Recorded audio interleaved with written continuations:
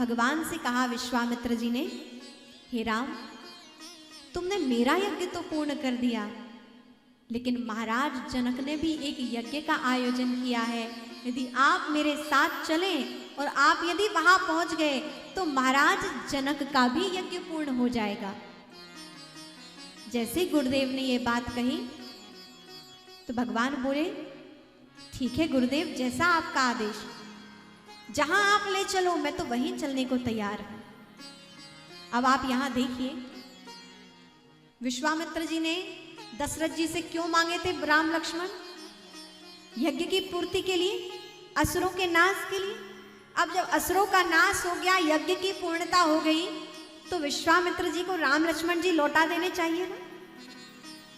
और यदि साधारण कोई व्यक्ति होता और गुरुदेव कहते आगे चलें, तो साधारण व्यक्ति हो सकता है ये कह दे कि गुरुदेव अब कार्य हो गया, आगे आज्ञा दीजिए, हम अब घर चलें, है ना। जिस कार्य के लिए आपने कहा था वो हो गया, अब आज्ञा दीजिए हम घर चले, तो गुरुदेव भी अब क्या ही कहते। लेकिन यहाँ भगवान राम और लक्ष्मण जी थे।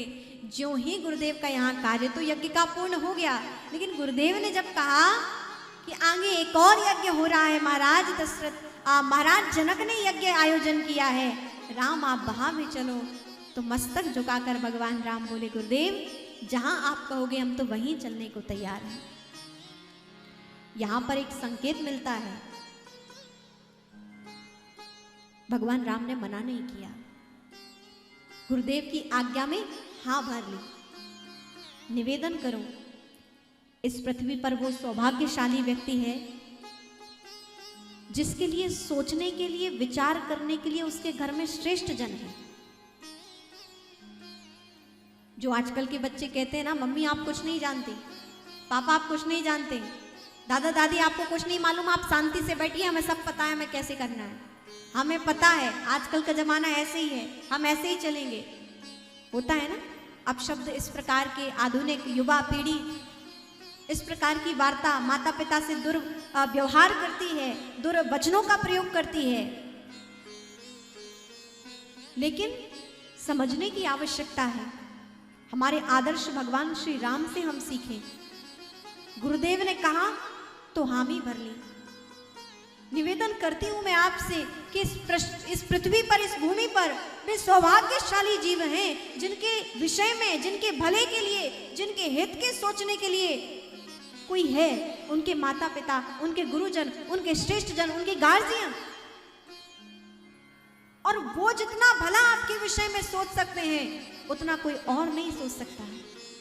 स्वयं आप भी जितना अपना भला अपनी बुद्धि से ना कर पाए, उतना आपके माता पिता, गुरुजन और श्रेष्ठ जन आपके भले के विषय में सोचते हैं।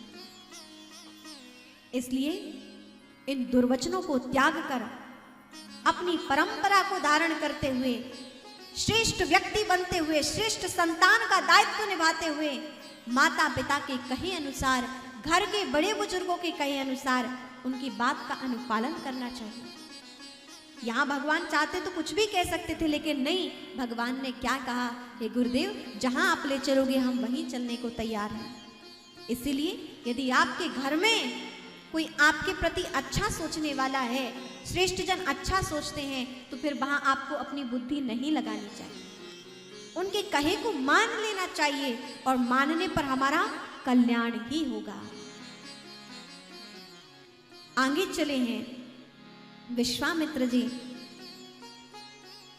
दशरथ जी महाराज के पुत्र राम लक्ष्मण को लेकर चले हैं। जैसे ही आगे पहुंचे तो बहुत सुंदर ये रचना यहां 3 मुनियों की थी। कौन से 3 मुनि?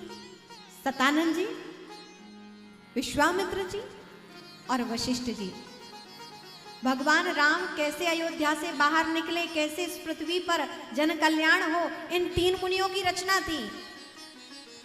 इन 3 मुनियों ने सोचा था कि प्रभु राम पृथ्वी पर आने वाले हैं तो कैसे सब अच्छा होगा। तो सभी इन 3 ऋषियों ने अपना अपना डिपार्टमेंट संभाला। सतानंद जी ने कहा कि हम जनकपुर में यज्ञ का आयोजन रखेंगे। भगवान राम को बुलाना है ना, तभी तो माता उन्हें वरण करेंगी तो हम जनकपुर में यज्ञ का आयोजन करेंगे।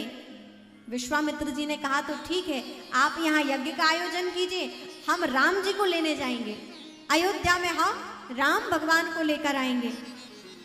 तो वशिष्ठ जी ने कहा फिर मैं भी अपना कार्यभार संभालता हूँ। ये विश्वामित्र महामुनि, यदि आप आए और महाराज दशरथ ने आपको राम लखन देने से मना कर दिया तो मैं उन्हें समझाऊंगा कि आपके साथ भेज दें, क्योंकि मैं यहाँ का राजपुरोहित हूँ।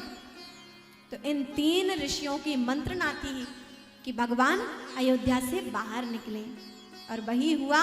इन 3 ऋषियों का कार्य कि यहाँ पर सिद्धि हुई है और भगवान अयोध्या से बाहर आए हैं। अब जनकपुर के मार्ग की ओर जाना चाहते हैं।